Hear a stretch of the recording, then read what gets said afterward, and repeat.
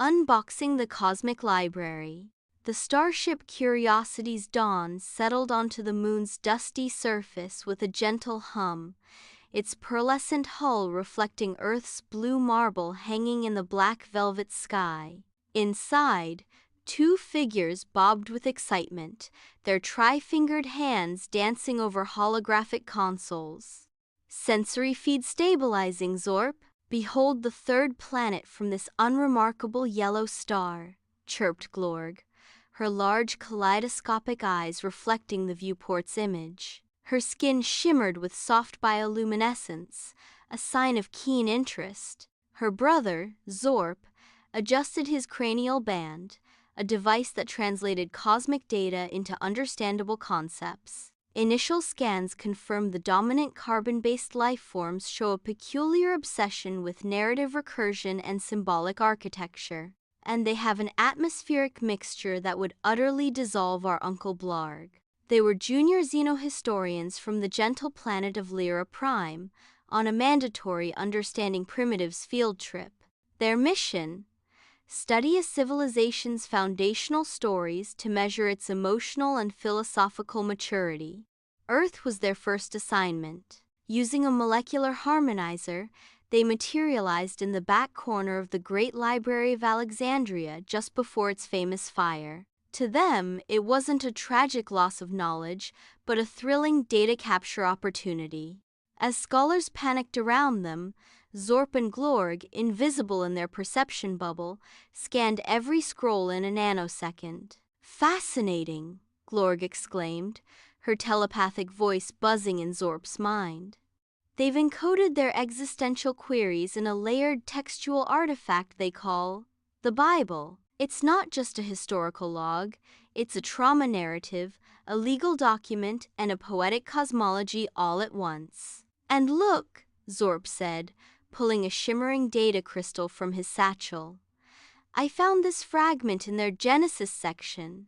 It talks about a cosmic dawn, let there be light, but sequenced in planetary formation stages. It's almost like a poetic reflection of our cosmic dawn theories about universal energy condensation." Their first impression?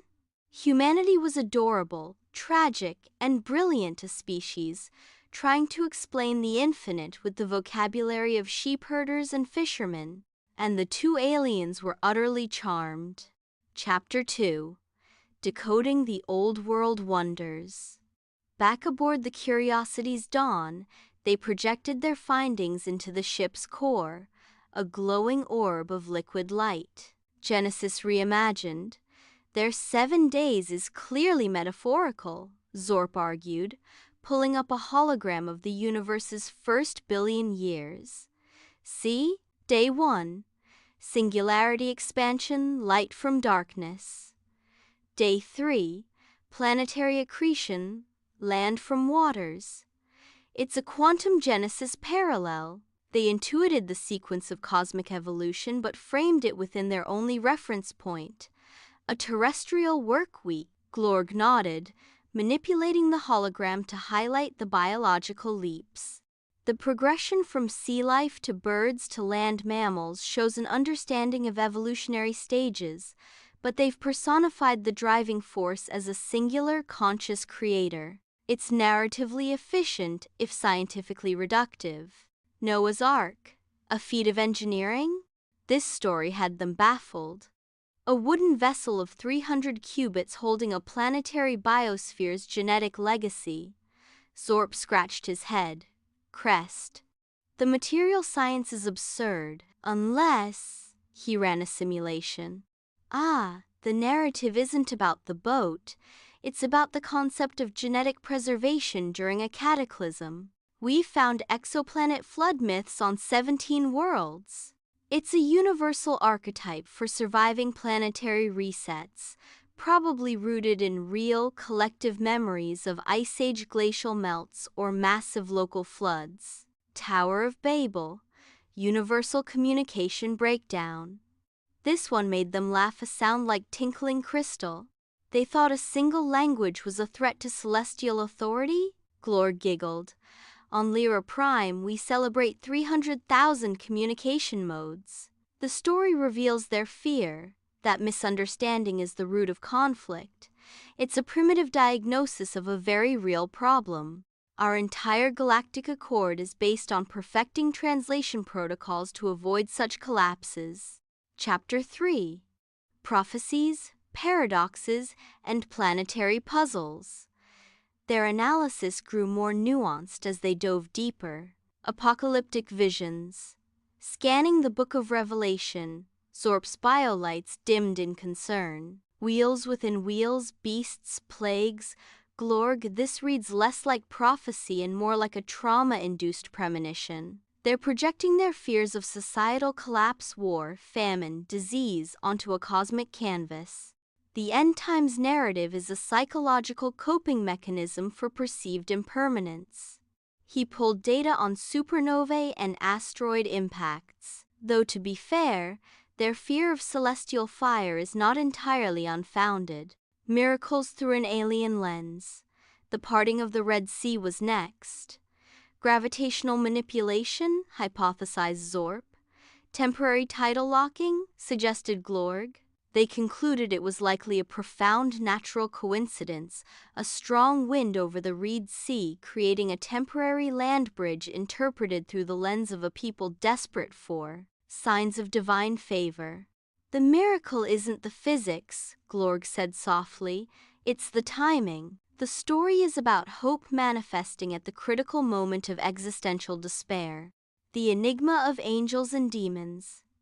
Classic dualistic personification, Zorp announced. They've taken the abstract concepts of altruism versus selfishness, order versus chaos, and given them wings and pitchforks. It's a narrative tool to make internal moral struggles externally dramatic.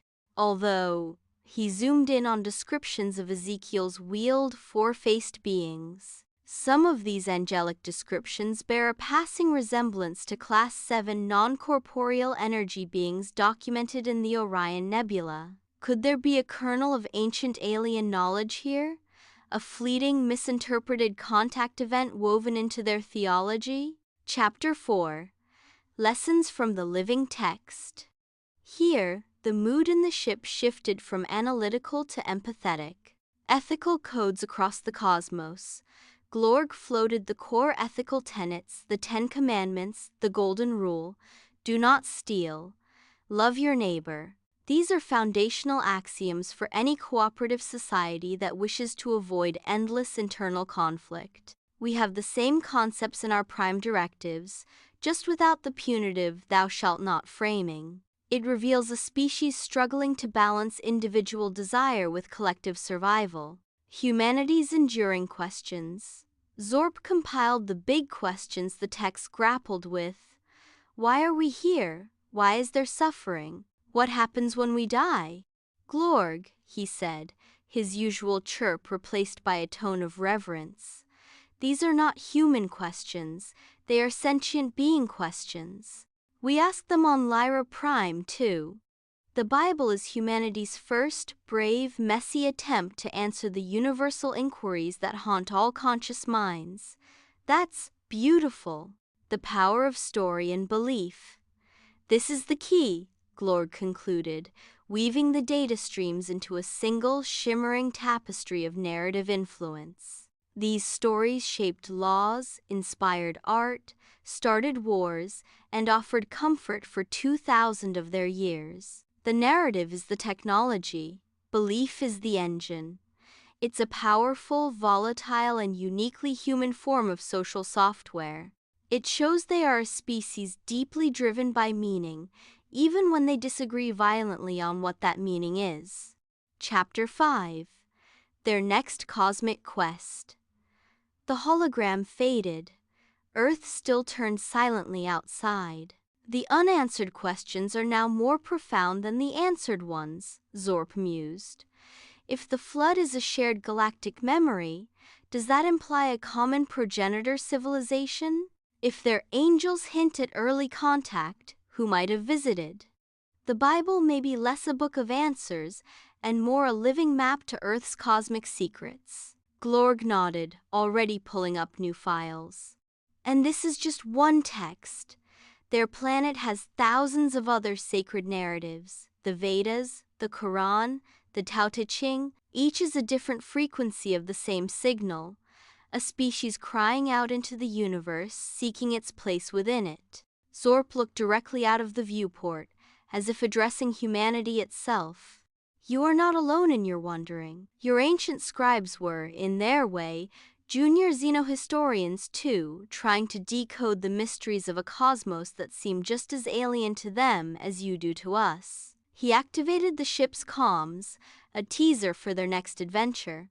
Next cycle, we descend into the jungles where stone giants whisper forgotten histories, and into the deserts where sands hide cities of parabolic wisdom. The unveiling of sacred texts continues. Galactic Archives, log our next destination, the Mahabharata. Prepare for quantum narrative analysis. As the Curiosity's dawn powered up, its engines singing a quiet song of folded space, the two aliens made a promise. They would protect this precious, chaotic, story-loving world. Not because it was unique, but because its struggles, its fears, and its magnificent, desperate faith mirrored the heart of every conscious being in the glittering dark. The end of their first chapter.